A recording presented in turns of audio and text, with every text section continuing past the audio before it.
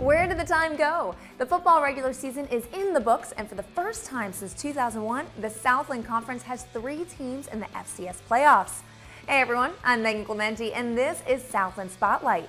Also coming up, volleyball crowns a tournament champion, and we'll follow the bouncing ball to get the latest on men's and women's hoops.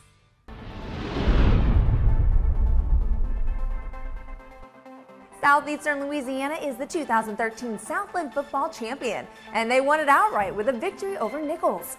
The Lions trailed the Colonels at halftime and then scored 32 points in the third quarter to win their 9th straight game, 52-27. They also took home the Riverbell Classic trophy. SLU finished the season with a 10-2 record, the most wins in a single season in school history. Southeastern earned the number 4 national seed in the FCS Playoffs, and that means a first-round bye. McNeese State traveled to Lamar for the season finale, and the Cardinals were looking for the most wins in a season since 1979. It looked promising when they took a 38-26 lead in the third quarter, but the Cowboys settled down and scored the last 16 points of the game. It was capped by a 16-yard touchdown run by Deontay Spencer with 58 seconds to play to give the Pokes a 42-38 edge. It was their 10th victory of the season, and it meant that for the first time in the history of the conference, 2 teams had double-digit win totals in the regular season. The victory also earned the Cowboys the number 6 national seed and a first-round bye in the FCS Playoffs. Sam Houston State played at Central Arkansas in the season finale, and the Bears took out some of their season's frustrations on the Bearcats.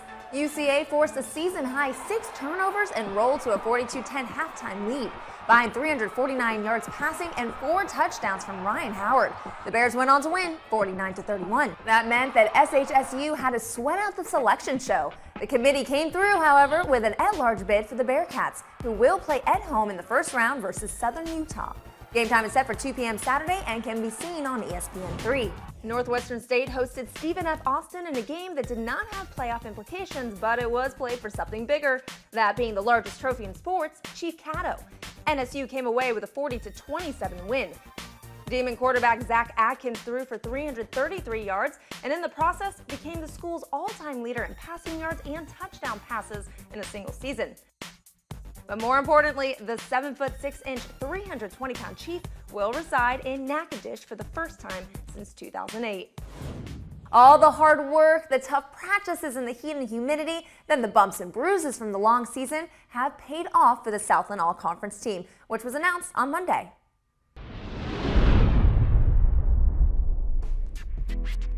The Player of the Year is Southeastern QB Brian Bennett.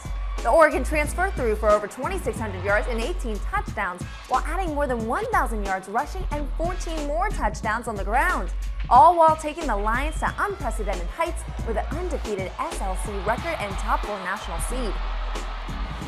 McNeese signal caller Cody Stroud is Offensive Player of the Year after a regular season that included 2,680 yards passing and 27 touchdowns.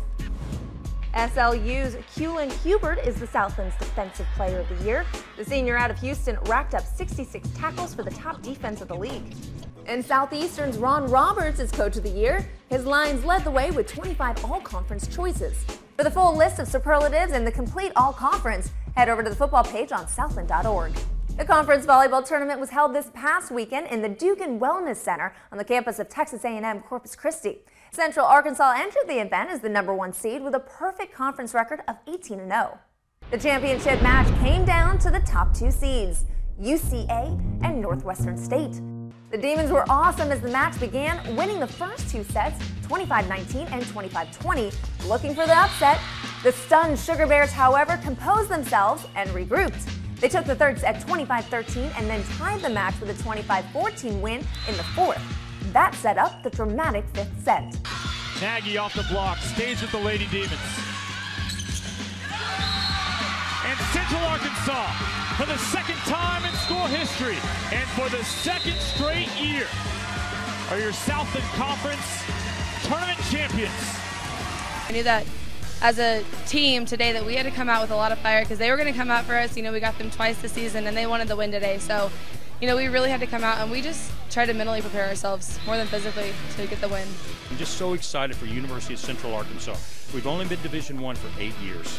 We talked about making today's game a bookend to our main part of our season.